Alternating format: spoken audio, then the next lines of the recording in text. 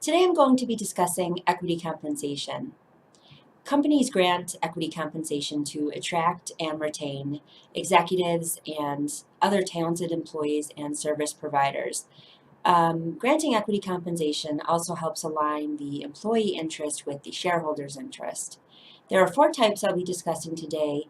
I won't be talking about stock appreciation rights or profits interests for LLCs, just to keep the video concise and to go over the four primary types of equity compensation. The first is restricted stock. So this is stock that is subject to certain restrictions until it vests.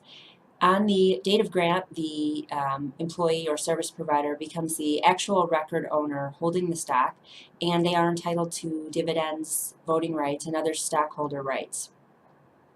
However, the stock is subject to vesting and subject to forfeiture or repurchase by the company, which typically occurs on termination of employment or engagement of the service provider. The shares are non-transferable until the restrictions lapse, and the repurchase option basically allows the company to ensure that a former employee or service provider isn't remaining involved with the company as a minority shareholder. The next type of equity compensation is restricted stock units. So this represents a right to receive a share of stock after vesting.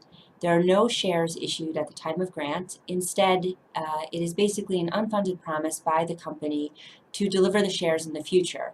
So at the time of grant, the employee is not an owner, they're not entitled to voting rights or other shareholder rights, such as dividends. The next type of equity compensation is stock options. So this represents a right to purchase company stock at a specified price called the exercise price for a certain period of time, beginning when the option vests. There are two types of stock options: incentive stock options, which is available to employees, and non-qualified stock options, which is available for directors, employees, and other service providers. Non-qualified stock options do not have the same favorable tax treatment that incentive stock options do. With respect to non-qualified stock options, you should be aware that you may need to obtain a 409A valuation of the fair market value of the common stock of the company, which may require a costly independent appraisal. Non-qualified stock options are generally more flexible than incentive stock options, but they don't receive that favorable tax treatment.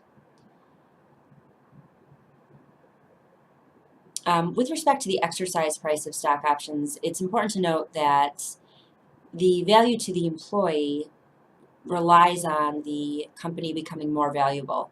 So for example, if the common stock value actually decreases by the time the option has vested, the employee is likely not going to exercise because the exercise price for the option may actually be more than what the employee could get if they sold their shares.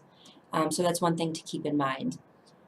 Finally, phantom stock. That's the fourth type of equity compensation I'm going to be getting into in this video. This is a company's unsecured and unfunded promise to make a cash payment to a service provider at a specified time in the future equal to the value of a specified number of company shares. A phantom stock award is essentially the same as a restricted stock unit, but it is only payable in cash. Even if a company has an equity incentive plan, generally they would have a separate phantom stock plan. And the benefits for phantom stock, I think, are apparent. First, you're not giving away equity in the company, and you're not diluting the existing shareholders' shares.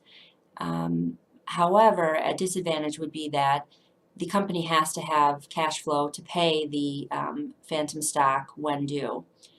In addition, it's important to note that phantom stock issuances may be subject to ERISA or Section 409A, which I really won't be getting into due to the complexities of 409A. So I just want to talk about a couple different terms. The first is vesting. So vesting is, it can be based on a passage of time or performance or both. So for example, you can have equity compensation that vests based on a set period of time, such as 4 years of continued service with the company, or you could have it based on performance if the employee meets certain performance goals, or you may have it set on both. A cliff is a period of time that has to lapse before any vesting begins. So for example, if you have a 4-year vesting schedule with a 1-year cliff, this means that no equity compensation will invest until 12 months after the date of grant. The remainder of the stock would vest over the remaining 3 years. So the vesting is complete within a 4-year period. There is also single trigger accelerated vesting and double trigger accelerated vesting. So single trigger accelerated vesting means that if there's a change of control in the company, the unvested shares would vest. Double trigger acceleration requires both a change in control in the company and some event. Usually it's the termination of the employee's services within a certain time period in relation to the change in control. You don't have to have single trigger or double trigger accelerated vesting, but it is something that key employees or executives may be looking for. So there are also complex tax issues related to equity compensation. I'm just going to touch on them a little bit. I'm not a tax professional. Our office are attorneys, so we really focus on the legal aspect of equity compensation rather than the taxation issue. So with respect to restricted stock, the stock is normally taxed at the time of vesting. However, if the employee or service provider files an 83B election, then the restricted stock can be taxed at the time of grant.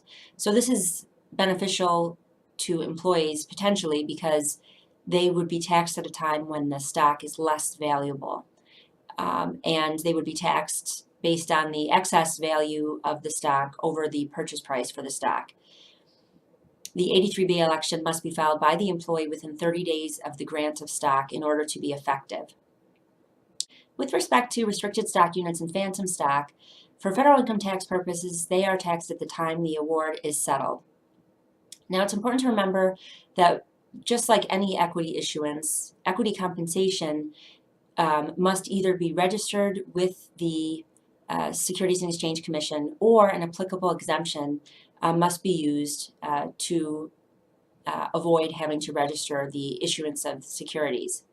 In addition, there are also registration requirements for resales unless an exemption applies. And there are also blue sky or state securities laws that would have to be either complied with or an exemption would need to apply as well for those. With respect to non-qualified stock options, those are taxed on the date of exercise. With respect to incentive stock options, there is no tax obligation until the underlying stock is sold. However, there may be an impact as far as the employee or service provider's AMT. So they would most certainly want to seek tax advice, as would the company, regarding any sort of equity compensation program or individual grants to employees or service providers. Our law firm would be glad to assist you. I urge you to click on the link down below to schedule an appointment for a telephone consultation with our office. Thanks for watching.